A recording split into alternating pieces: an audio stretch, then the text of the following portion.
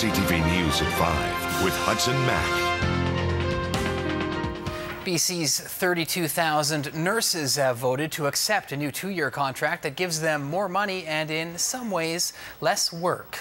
Nurses approved the contract by almost 85%. The deal includes a 3% wage increase and a longer work week of 37.5 hours in order to reduce overtime. Despite the longer work week, the BC Nurses Union says the contract will reduce heavy workloads and improve patient care. The contract contains clear provisions that recognize a nurse's judgment on when to call in more help to meet the needs of patients. The agreement is one of the first under the provincial government's so-called cooperative gains mandate. A BC man shot to death in Honduras was killed during a robbery.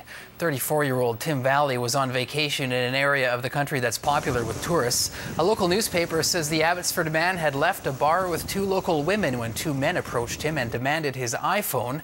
The men then shot him in the head. A Vancouver travel agent says he is not surprised and that Honduras is a dangerous country for tourists. From the moment that you leave your resort, you can be targeted because you're a tourist. And these targeting is well planned. It can happen anywhere. It can happen when you go to a bank. It can happen when you go to a bar.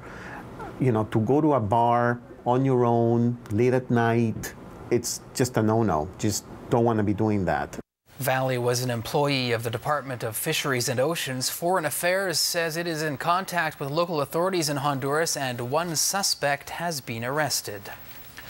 A 17-year-old from Saanich is recovering tonight after being slashed in the face with a hunting knife.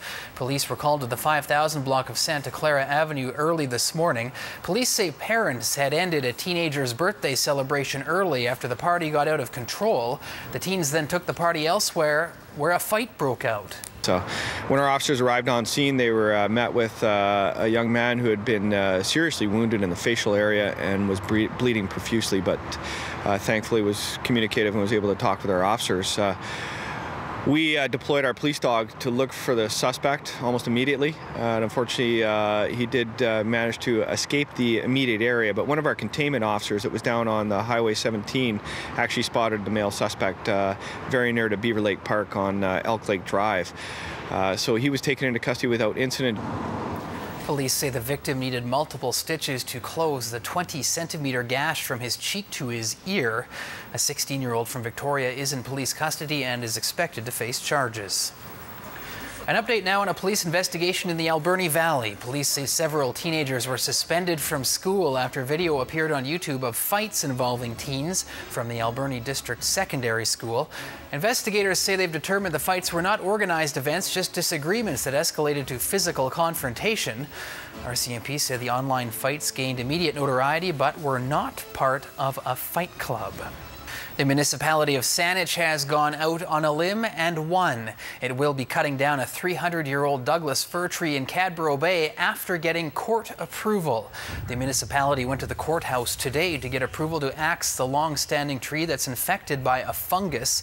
Earlier this month, homeowners were fighting to save Dougie fir, but late this afternoon, Saanich came out on top. The decision allows us to move ahead based on the impressions that we have in terms of the risk associated with that particular tree.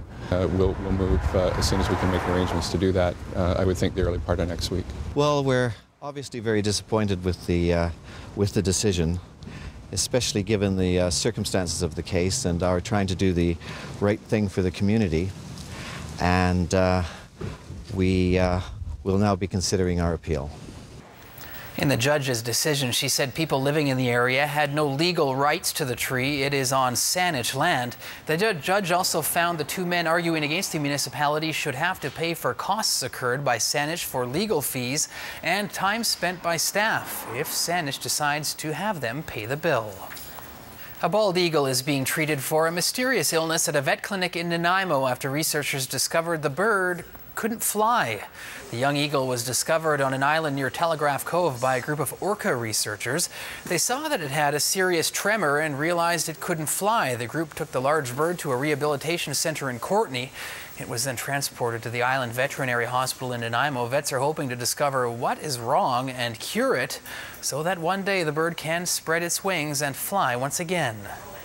Yeah, we're not sure. We're going to be running some tests. It is a bird that was hatched out this year, so I'm quite sure that it's a problem it probably had right from the nest on. So whether it was something that is hereditary or whether it's something that's toxic, we don't know. But obviously it's something that's affected their neurological system, and it may have happened while the chick was developing in the egg, may have happened afterwards when the bird was in the nest and was being fed by the parents. But we believe that this bird has never really flown other than out of the nest and probably was found shortly thereafter. Vets are concerned other birds may also be affected by whatever is keeping the eagle grounded. They say bald eagles are a valuable species to study. They're at the top of the food chain, so can show the levels of contamination in the environment. Sailors are no strangers to getting tattoos. Some of them might be headed to Nanaimo this weekend to celebrate. The new crop of officers was welcomed into the Royal Canadian Navy today. A graduation ceremony was held at Venture Training Center in Esquimalt this afternoon for dozens of officers who completed the final phase of the Mars 4 training program.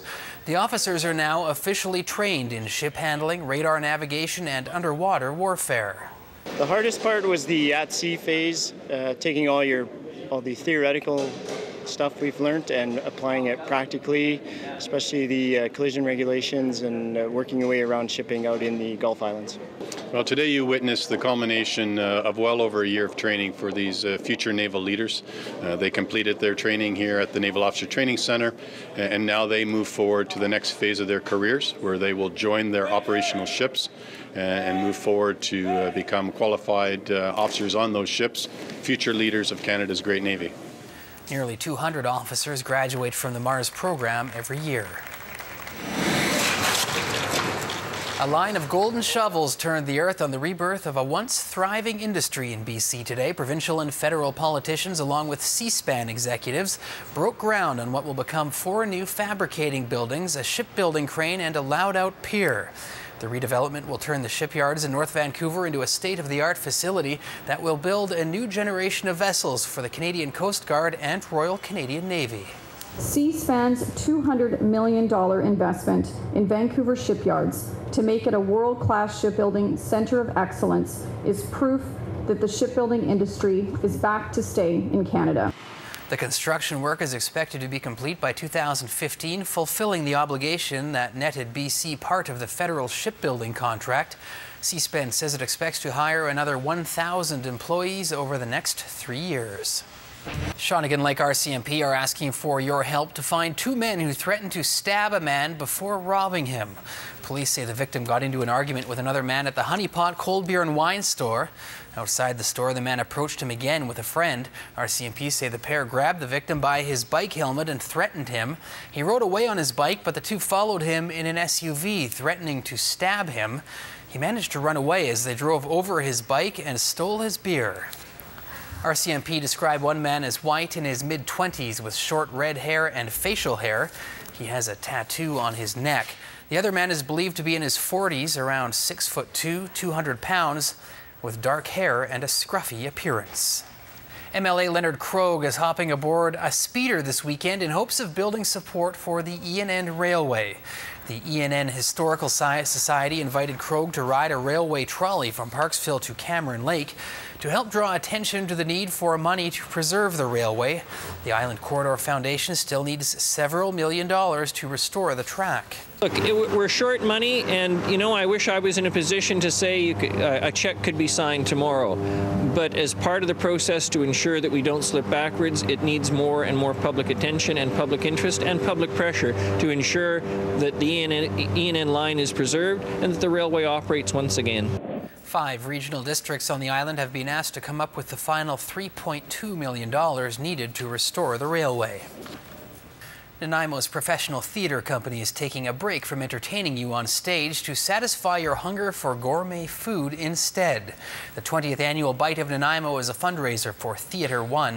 The festival features food and drinks from 18 Harbour City restaurants, cafes, pubs, and breweries. Well, we have some major chains such as the Keg and Cactus Club, but we also have new and independent restaurants. We've got Baby Salsa, which is a brand new restaurant in town. We've got Rhombus, they serve raw foods. Chinese, and we have Enrico's, which is serving Indian cuisine. So it's quite a selection of foods. CTV's Chandler Grieve is the MC of this year's fundraiser. Bite of Nanaimo is on now at Beban Park Auditorium.